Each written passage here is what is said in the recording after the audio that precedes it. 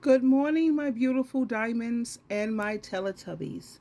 SheilaTruelove here with you this fine, beautiful Friday. Yes, we made it to Friday. Today we're going to focus on caring for your parents. Dennis was the preacher in a small community of less than 3,000 people.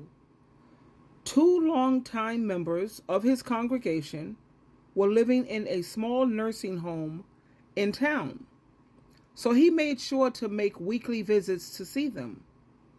During these visits, he also became acquainted with most of the other residents of the home. Among them was a 90-year-old mother, and she was the mother of 11 children. All 11 children lived within 25-mile radius of the home, but none of them came to see their mother more than once or twice a year, at best. Dennis came to care deeply about the woman. He even went so far as to contact some of her children in an effort to get them to visit her. They all had the same story. They all said she was a wonderful mom, but they were just too busy with their own children and grandchildren to come, especially since she wasn't really able to do anything or visit for long when they did go to visit her once a year or twice a year. How sad is that? Not only are they exhibiting severe disrespect, but they are cheating themselves out of countless blessings in spending time with a woman who had seen so much and who had given them the best years of her life. A few decades ago, the question of whether or not children would care for their parents in their old age wouldn't even have been a question. Back in the old times, it was rightfully assumed that it would happen. It was just the way things were. Now, what does the Bible have to say? The book of Ruth tells the story of Ruth and her mother-in-law, Naomi. It is the ultimate love story between generations. Then let's look at Joseph. Joseph looks beyond the past hurts and indiscretions of his older brothers so that he can provide for his aging father and the rest of his family in his father's, Jacob, old age. The most beautiful example in the Bible of a child caring for an aging parent is that of Jesus Christ and his mom, Mary. John chapter 19, verse 26 and 27 finds Jesus hanging in agony on the cross, looking down into the face of his mom, his best friend and disciple John, and some women who were also devoted followers and believers.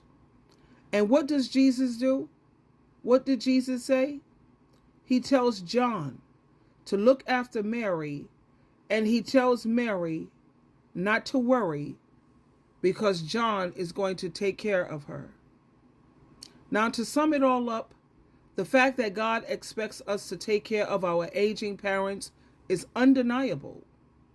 So regardless of what your situation is, you have a responsibility to care for the emotional, mental, and physical needs of your parents to the very best of your ability.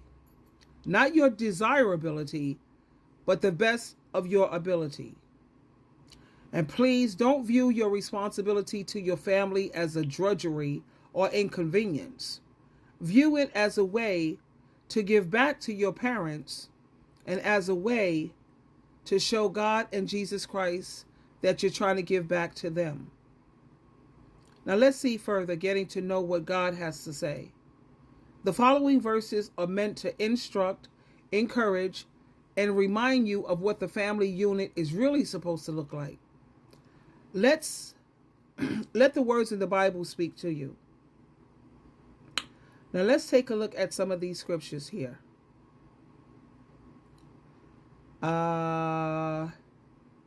In Psalm 71:9, don't throw me away just because I am old. Don't leave me as I lose my strength or because my strength is failing.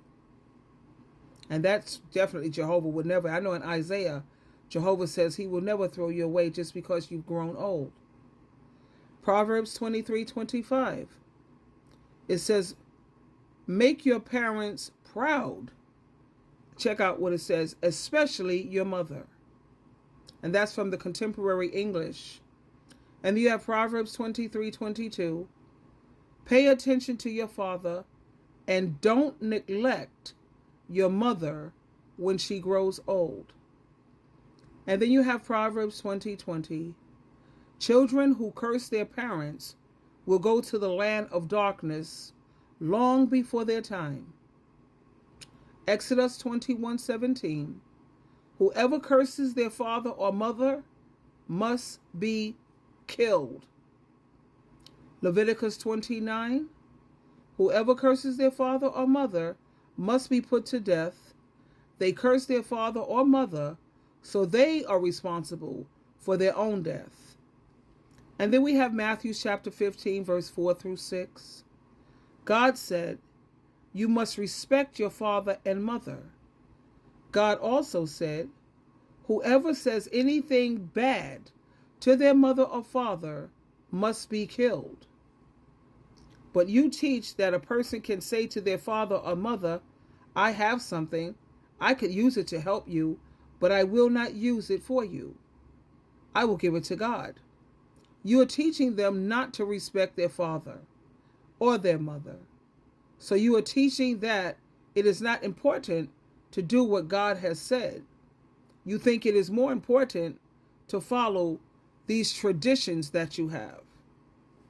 And other scriptures that you can look up on your own time.